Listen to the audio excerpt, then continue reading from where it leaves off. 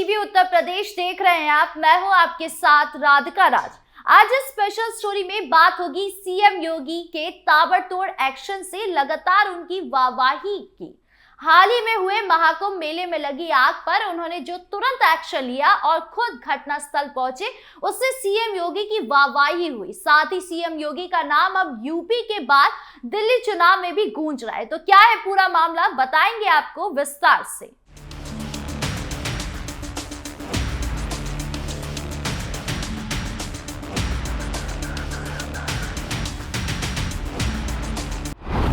दिल्ली में योगी करेंगे ताबड़तोड़ प्रचार।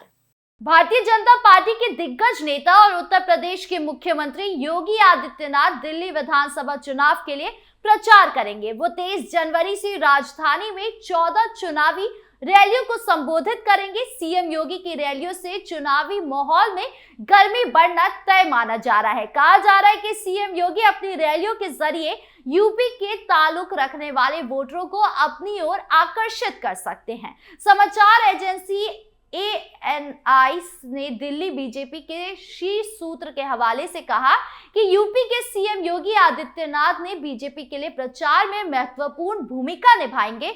उनकी राष्ट्रीय राजधानी में यूपी के सीएम के रूप में उपस्थिति यूपी की पृष्ठभूमि वाले मतदाताओं को प्रभावित करेगी। योगी 23 जनवरी से 14 रैलियां और सार्वजनिक कार्यक्रम करेंगे। सूत्रों के मुताबिक यूपी सीएम गोंडा, शादरा, द्वारका, बिजवासन, पालम, राजेंद्र नगर, पटेल नगर और अन्य इलाके में प्रचार करेंगे। इन इलाकों में यूपी की पृष्ठभूमि वाले लोगों की आबादी है। इसी बीच केंद्रीय मंत्री अर्जुन राम मेघवाल ने अरविंद केजरीवाल की आलोचना करते हुए दावा किया है कि दिल्ली के पूर्व मुख्यमंत्री ने अपनी पार्टी के सत्ता में आने से पहले पाखंडी बयान दिए थे और अब उनकी धोखेबाजी उजागर हो गई है। मंत्री का कहना है कि पहले केजरीवाल ने दावा किया था कि वो मुख्यमंत्री रहते हुए सरकारी घर में नहीं रहेंगे और कोई सुरक्षा नहीं लेंगे। फिर भी उन्होंने कहा कि पूर्व सीएम के पास ये दोनों चीजें हैं। अब उन्होंने अच्छा घर बना लिया है और उन्हें अच्छी सुरक्षा मिल रही है। अरविंद केजरीवाल की पोल खुल गई है और इसीलिए वो बहुत झूठ बोल रहे हैं। डबल इंजन की सरकार बनने के बाद दिल्ली का खूब विकास होगा। अर्जुन राम मेघवाल ने दावा किया है कि दिल्ली में बीजेपी की सरकार बनेगी। करोल बाग विधानसभा सीट से बीजेपी उम्मीदवार दुष्यंत गौतम ने भी आरोप लगाया कि राष्ट्रीय राजधानी में पीने का पानी गंदा है। उन्होंने कहा, मैं चुनाव नहीं लड़ रहा हूं, लेकिन करोल बाग के लोग चुनाव लड़ रहे हैं। ये लड़ाई अब लोगों की लड़ाई बन गई है। दिल्ली भारत का दिल है जिसे साफ रहना चाहिए। दुर्भाग्य से यहाँ पीने का पानी भी गंदा है। दिल्ली में सत्तारूढ़ आम आदमी पार्टी, बीजेपी और कांग्रेस के बीच त्रिकोणीय मुकाबला है। दिल्ली में 5 फरवरी को वोट डाले जाएंगे और चुनाव के नतीजे 8 फरवरी को घोषित किए जाएंगे। वहीं बता दें कि हरियाणा और महाराष्ट्र की तरह दिल्ली में भी राष्ट्रीय स्वसेवक संघ यानी RSS के कार्यकर्ता अति सक्रिय हैं। संगठन के स्तर पर बीजेपी ने भी जान झोंक दी है। जमीन पर RSS और बीजेपी के कार्यकर्ताओं की फौज और रैलियों में योगी आदित्यनाथ का जोरदार भाषण खास तौर पर हिंदू वोटरों को आकर्षित करने के लिहाज से सफल सूत्र साबित हो सकता है। वैसे भी प्रधानमंत्री नरेंद्र मोदी, केंद्रीय गृह मंत्री अमित शाह के साथ उत्तर प्रदेश के मुख्यमंत्री योगी आदित्यनाथ के चुनाव प्रचार का जमीनी असर होता है। इस तिकड़ी में आखिरी वक्त में जनता का मिजाज बदलने की क्षमता है। वैसे भी योगी आदित्यनाथ ने प्रयागराज के भव्य महाकुंभ की चाक चौबंद व्यवस्था करके हिंदुओं के मन में और भी खास जगह बना ली है। दिल्ली में 5 फरवरी को मतदान होंगे, तब तक महाकुंभ चलता रहेगा। महाकुंभ का हिस्सा बने और इसकी भव्यता की कहानियां सुन रहे लोगों में योगी की अपील का विशेष असर होगा। योगी आदित्यनाथ की रैलियों को मेन स्ट्रीम मीडिया ही नहीं, सोशल मीडिया पर भी जोर शोर से कवरेज होता है। उनके बयानों पर बहस का दौर चल पड़ता है। ऐसे में मतदाताओं के बीच बीजेपी के पक्ष में नैरेटिव मजबूत होने लगता है। दूसरी तरफ योगी के भाषण बीजेपी कार्यकर्ताओं को भी चार्ज करते हैं और कार्यकर्ता और ताकत से प्रचार में जुट जाता है। योगी की अपील पर बीजेपी के मिडिल क्लास वोटर अलायंस छोड़ मतदान के लिए बूथ पर आ सकते हैं। अब दिल्ली चुनाव में योगी का कैसा असर रहेगा, ये देखने वाली बात होगी। बीजेपी एसपी आमने सामने एक दूसरे पर लगाए आरोप। प्रयागराज में में महाकुंभ का मेला क्षेत्र में शाम के समय आग लगने से हड़कंप मच गया। ये आग शास्त्री ब्रिज के पास सेक्टर 19 कैंप में लगी थी। खबर है कि विवेकानंद सेवा समिति वाराणसी के टेंट में खाना बनाते समय ये आग लगी थी, जिसने कई टेंटों को अपनी चपेट में ले लिया। इसके बाद उनमें रखे गैस सिलेंडरों में ब्लास्ट होने लगे, जिसमें करीब 20 से 25 टेंट जलकर राख हो गए। वहीं घटना की सूचना मिलते ही दमकल विभाग की कई गाड़ियां मौके पर पहुंची और आग को काबू पाया। इस घटना को लेकर समाजवादी पार्टी ने योगी सरकार पर निशाना साधा। पार्टी की मीडिया सेल ने सोशल मीडिया पर एक पोस्ट शेयर किया, जिसमें उन्होंने कहा, महाकुंभ मेला क्षेत्र में आग लगने से कई टेंट जले और आग में विस्तृत रूप से तेजी से बढ़ने की सूचना है। भाजपा सरकार से अपील है कि तत्काल राहत कार्य तेज किए जाए और कोई हताहत ना हो सके, इसका ध्यान रखा जाए।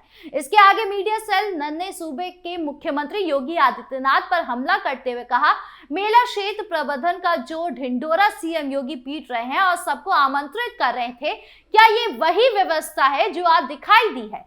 सच्चाई ये है कि सीएम योगी ने सिर्फ ढिंढोरा पीटा है और सिर्फ भ्रष्टाचार किया है। बाकी सुरक्षा व्यवस्था सिर्फ राम भगवान भरोसे ही है। वहीं पार्टी के अध्यक्ष अखिलेश यादव ने सरकार से मामले को गंभीरता से लेने की अपील की है। उन्होंने आग का एक वीडियो शेयर किया और कहा कि महाकुंभ मेले में लगी आग का तुरंत गंभीरता से संज्ञान लिया जाए और आगे ऐसी दुर्घटना ना हो, इसको सुनिश्चित किया जाए। वहीं सपा के इस बयान पर बीजेपी ने पलटवार किया है।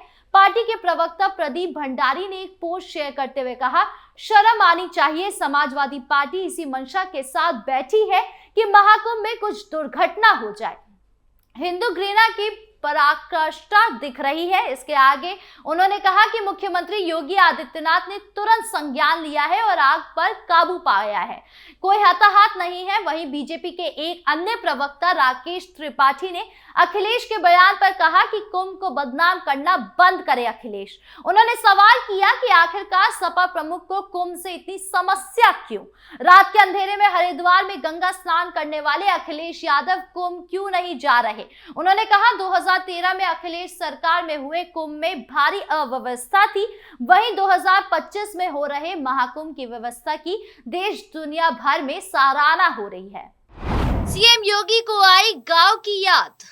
एक तरफ संभल और महाकुंभ का मामला गरमाया हुआ है, तो वहीं दूसरी तरफ उत्तर प्रदेश के मुख्यमंत्री योगी आदित्यनाथ अगले महीने 2 दिन के उत्तराखंड दौरे पर रहेंगे। वो दिन अपने गांव में अपने परिवार के बीच बिताएंगे। खबरों के मुताबिक सीएम योगी 6 और 7 फरवरी को पारिवारिक शादी में शामिल होंगे। सीएम योगी का गांव पौड़ी गढ़वाल के यज्ञेश्वर के पंचूर में है, जहां वो अपने भतीजे के शादी कार्यक्रम में शामिल होंगे। सीएम योगी आदित्यनाथ का वास्तविक नाम अजय सिंह बिष्ट है। वो बीएससी पास है। उन्होंने बेहद कम उम्र में घर बार त्याग दिया था और संन्यास ले लिया था। महंत अवधेशनाथ ने शिष्य बनने के साथ उन्होंने काफी ज्ञानार्जन किया था।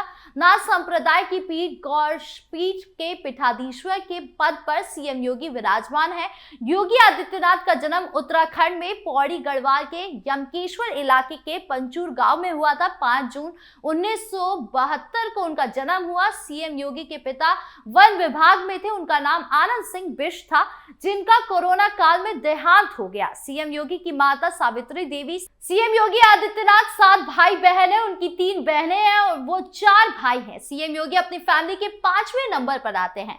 योगी आदित्यनाथ की 3 बहनों में से एक का नाम शशि पयाल है। वो पौड़ी गढ़वाल में भुवनेश्वरी देवी मंदिर के करीब खान पान की एक दुकान चलाती है। शशि पयाल का कहना है कि उनके भाई मुख्यमंत्री हैं, लेकिन उन्होंने हमेशा से मेहनत और ईमानदारी से परिवार को आगे बढ़ाया। यही वजह है कि परिवार से राजनीति में और कोई नहीं आया। योगी आदित्यनाथ के बड़े भाई मानवेंद्र मोहन एक कॉलेज में सरकारी पद पर है। मानवेंद्र के बाद सीएम योगी आदित्यनाथ आते हैं। उनके बाद 2 छोटे भाई शैलेंद्र सेना में भारत चीन सीमा पर सूबेदार पद पर है। महेंद्र मोहन भी एक स्कूल में काम करते हैं। अब सीएम योगी कुछ दिन फाइलें बंद कर जल्द अपने गांव जाएंगे। सीएम योगी के एक्शन को लेकर आपकी क्या राय है, कमेंट बॉक्स में जरूर बताएं। वीडियो अच्छी लगी हो तो लाइक शेयर करें और चैनल को सब्सक्राइब करना ना भूलें। नमस्कार।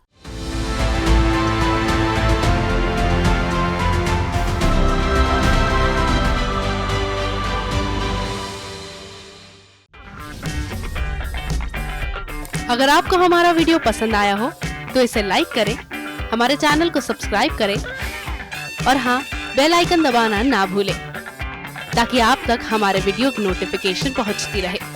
आप अपना सुझाव हमें कमेंट बॉक्स में दे सकते हैं। हमारे साथ जुड़ने के लिए शुक्रिया।